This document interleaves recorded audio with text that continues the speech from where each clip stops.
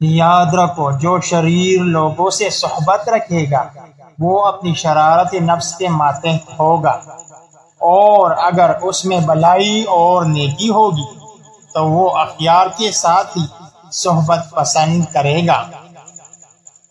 جو بدبختوں میں رہے گا نیکیوں کی جماعت سے اور ان کے پیشواؤں سے بدگمان ہو جائے گا، اور یہ بات متفق علیہ ہے بلکہ یقین۔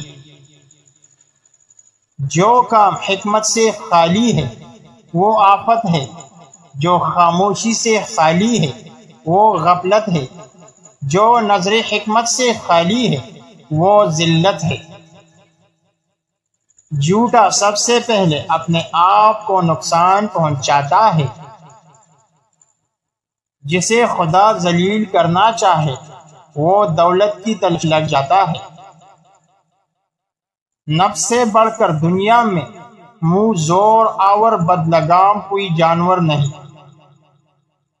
جو شخص دنیا میں رہ کر دنیا کی محبت سے بچا رہا اس نے اپنے آپ کو بھی فائدہ پہنچایا اور دوسروں کو بھی۔ جو توقع تم دوسروں سے رکھتے ہو پہلے خود اس کی تکمیل کرو۔ اگر بنی آدم کے تمام اعمال نیک ہوتے تو اس بات کا تکبر انہیں ہلاک کر دیتا۔ عقل مند بولنے سے پہلے سوچتا ہے اور بے وقوف بولنے کے بعد سوچتا ہے۔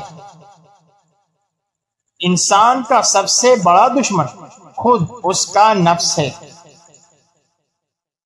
بروں کی صحبت نیکوں کو بدگمان کر دیتی ہے